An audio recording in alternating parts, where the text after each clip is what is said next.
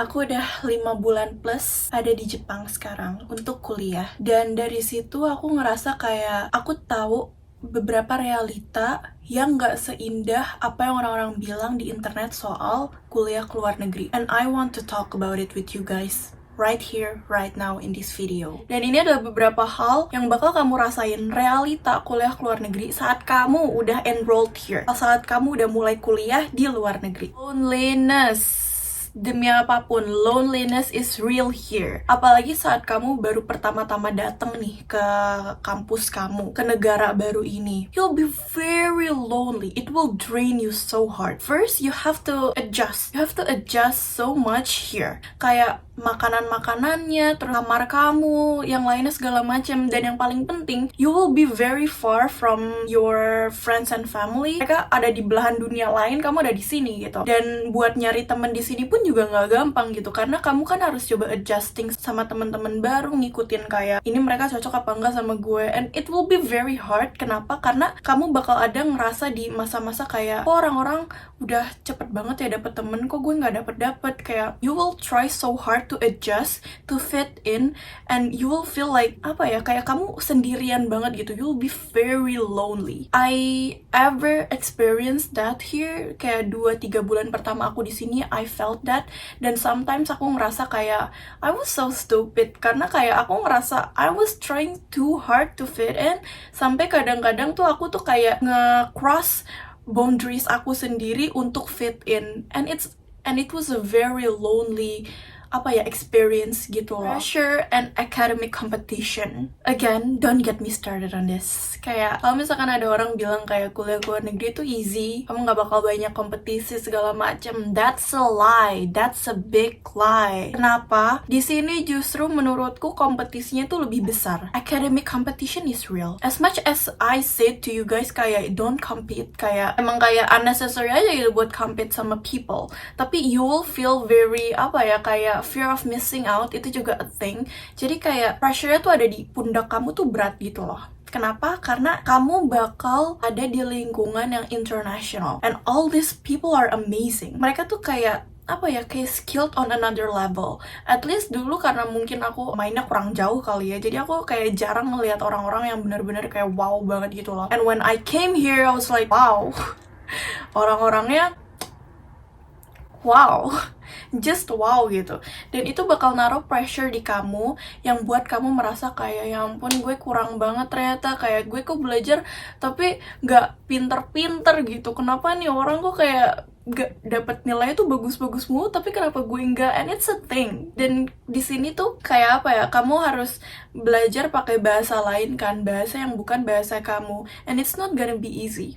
Like for real, it's not gonna be easy. Itu pressure-nya begini loh. Kalau buat aku pribadi, aku ngerasa kayak orang tua aku tuh udah bolehin aku ke sini. Mereka udah willing to pay a lot of money for my tuition buat akademik aku, dan aku ngerasa kayak aku harus kayak up to their expectation.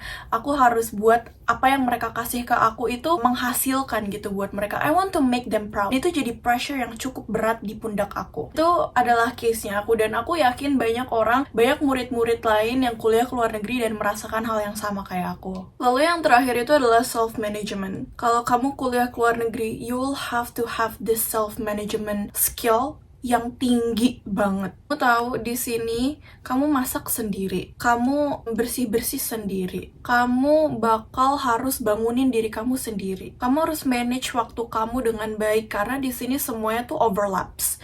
Kayak akademik kamu, mungkin kalau kamu kerja part-time segala macam, it's overlaps. Kayak kamu tuh harus disiplin sama diri kamu sendiri. And I know for many people, ini tuh bukan hal yang gampang gitu. Karena kan kita, kalau aku pribadi ngerasa itu kayak di rumah, it's very easy. Kayak makan, aku tinggal ambil, terus kayak apa-apa di-serve gitu-gitu kan segala macamnya. But here, you will have to manage yourself very well. Karena kalau enggak, kayak kayak bahasanya tuh, it will put a big burden on you too. Jadi kalau kamu nggak bisa memanage diri kamu sendiri, memanage emosi kamu dengan baik, memanage waktu kamu dengan baik, memanage diri kamu dan kedisiplinan kamu dengan baik, it will be very hard on you. Karena akademik sendiri tuh udah sulit. Yes, akademik itu udah sulit. Jadi kamu kalau misalkan kayak akademik kamu udah sulit, you'll have to make it less stressful dengan kamu bisa manage semuanya dengan baik gitu loh. Buat self management ini, aku juga masih bener-bener coba mempraktikkan itu ke diriku sendiri. Karena kayak of course, kayak semua hal, kalau kamu milih sesuatu, pasti ada hal lain yang bakal perlu kamu korbanin kan. Buat aku sendiri, kuliah ini, itu took my joy of journaling, took my joy of reflecting of my day. Karena kayak, aku udah sibuk banget sama diriku, aku udah sibuk sama akademis aku udah sibuk sama kehidupan aku in general here, sampai aku tuh sulit banget buat reflect. Sampai kayak, aku juga kayak kerjaan aku lainnya tuh juga bisa aku drop karena bener-bener I don't have the time, I don't know how to manage all of this. Dan itu yang aku rasain di awal-awal kemarin aku datang ke sini, makanya aku jadi jarang up YouTube gitu-gitu segala macam. Dan aku udah pernah ceritain ke you guys, silahkan dicek. Tapi overall, ya self management is real. Dan aku udah banyak banget ngelihat orang yang dia tuh self managementnya kurang, sampai dia kesulitan banget di sini. Buat beberapa hal yang tadi aku mention saat kamu datang ke sini, kesulitan-kesulitan itu, it's something yang kamu bakal rasain awal-awal gitu loh. Tapi nanti as time went by, itu semua tuh kamu bisa bakal adjust. So you don't have to worry too much about it. Karena at some point, I think every anak rantau gitu, mereka pasti merasakan itu.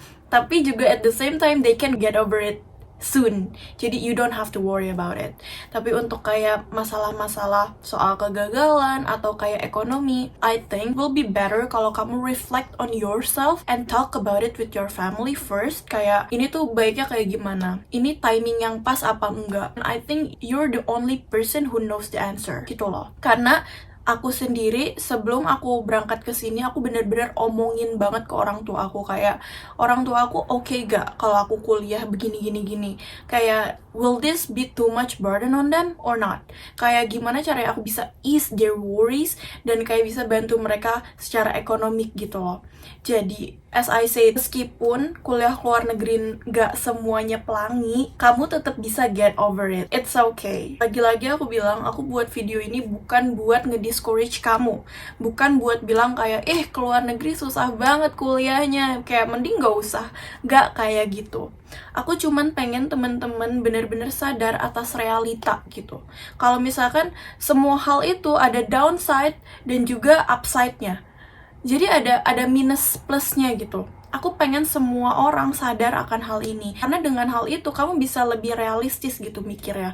Dan kamu juga bisa memilih decision dengan baik. Itulah kenapa aku membuat video tentang realita kuliah ke luar negeri ini. Ya, that's it. Semoga bermanfaat. Thank you for watching. Kalau misalkan kamu suka, jangan lupa like, comment, and subscribe. Share juga ke teman-teman dan keluarga kamu. Dengan begitu, aku bisa lebih semangat lagi buat share ilmu-ilmu aku ke kalian semua lewat YouTube ini. So, once again, thank you for watching. See you in another video. Bye-bye!